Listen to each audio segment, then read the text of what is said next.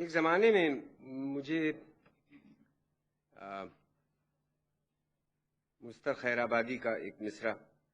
آپ میں سے شاید کچھ لوگوں کو یاد ہو، پیش کرنے کا اتفاق ہوا تھا۔ وہ بحر طویل جسے کہتے ہیں، اسے کیوں ہم نے دیا دل جو ہے بے مہری میں کامل، جسے آتا نہیں آنا غم ہستی کا مٹانا، جو ستم میں ہے یگانا، جسے کہتا ہے زمانہ بتے بے مہر دغا باز جفا پیش فسون ساز بلا بلا بلا بلا بلا۔ بس وہ ذرا سا ٹکڑا تھا اور اس کے ساتھ کچھ شاید طبلے کی سنگت تھی، بھولتا ہوں، ممکن ہے کسی ساز کی ہو۔ بہت دنوں سے مجھے تلاش تھی بحر طویل کی، تو نذیر اکبر آبادی بحر طویل میں سے ایک ٹکڑا چھیڑ چھاڑ کے عنوان سے۔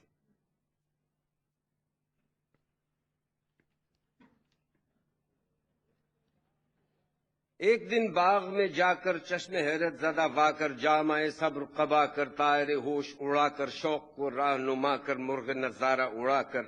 دیکھی رنگت جو چمن کی، خوبی نسرین و سمن کی، شکل غنچوں کے دہن کی، تازگی لالا کے تن کی، تازگی گل کے بدن کی۔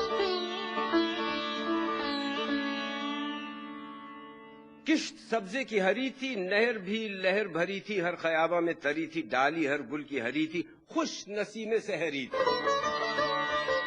سرف شمشاد و صنوبر، سنبل و سوسن و ار، نخل میوے سے رہے بھر، نفس باد معمبر، در و دیوار معطر، کہیں قمری تھی مطوق، کہیں انگور معلق، نالے بلبل کے مدقق، کہیں غوغائی کی بق بق، اس قدر شاد ہوا دل مثل غنچے کے گیا کھل،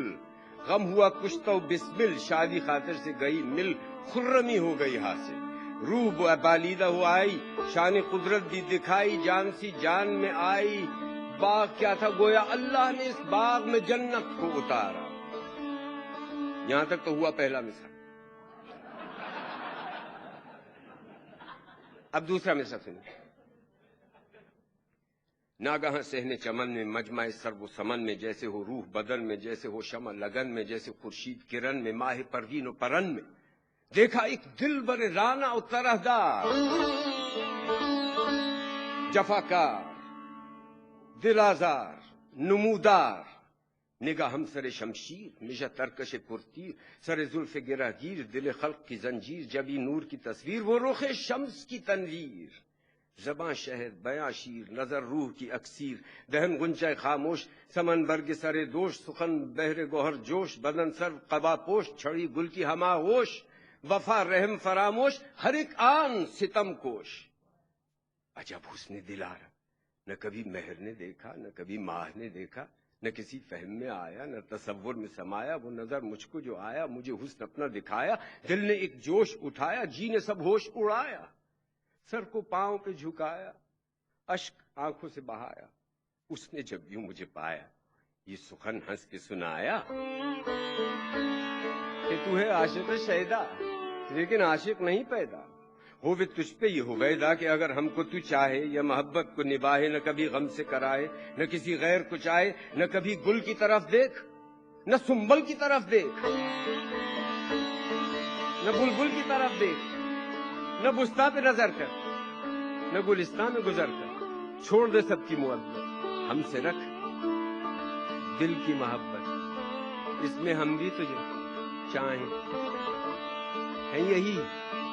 چاہ کی راہیں، گر یہ مقدور تجھے ہو اور یہ منظور تجھے ہو تو نذیر آج سے تو چاہنے والا ہے ہمارا۔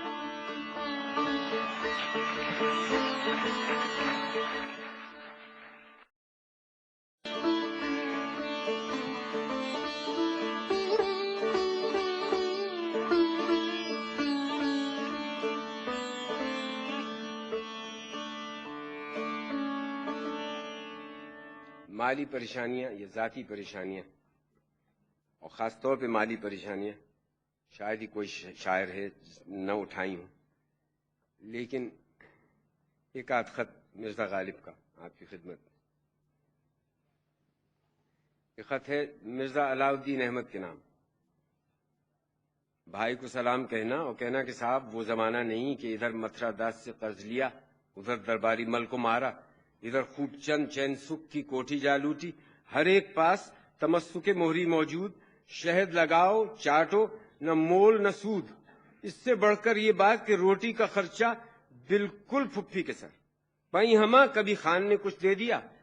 کبھی الور سے کچھ دلوا دیا، کبھی ماں نے کچھ آگرے سے بھیج دیا۔ اب میں اور 62 روپے 8 آنے کلکٹری کے، 100 روپیہ رامپور کے، قرض دینے والا ایک میرا مختار کار، وہ سود ماہ بما لیا چاہے، مول میں قسط اس کو دینی پڑے، انکم ٹیکس جدا، چوکیدار جدا، سود جدا، مول جدا، بیوی جدا، بچے جدا، شاگرد پیشہ جدا، آمد وہی 162۔ تنگ آ گیا، گزارا مشکل ہو گیا، روزمرہ کا کام بند رہنے لگا۔ سوچا کیا کروں، کہاں سے گنجائش نکالوں؟ خیر درویش، صبح کی تبرید متروک، چاشت کا گوشت آدھا، رات کی شراب موقوف، 20-22 روپیہ مہینہ بچا، روزمرہ کا خرچ چلا۔ یاروں نے پوچھا تبرید و شراب کب تک نہ پیو گے؟ کہا کیا کہ جب تک وہ نہ پلائیں گے۔ پوچھا کہ نہ پیو گے تو کس طرح جیو گے؟ جواب دیا کہ جس طرح وہ جلائیں گے۔ 12 مہینہ پورا نہیں گزرا تھا کہ رامپور سے علاوہ مقرری اور روپیہ آ گیا، قرض مقسط ادا ہو گیا، متفرق رہا، خیر رہو، صبح کی تبرید، رات کی شراب جاری ہو گئی، گوشت پورا آنے لگا۔ چونکہ بھائی نے وجہ موقوفی اور بحالی پوچھی تھی، یہ عبارت ان کو پڑھا دینا۔ اور پھر یوسف مرزا کے نام، میری جان خدا تیرا نگہبان، جانتے ہو علی کا بندہ ہوں، اس کی قسم کبھی جھوٹ نہیں کھاتا۔ اس وقت کلو کے پاس 1 روپیہ 7 آنے باقی ہیں،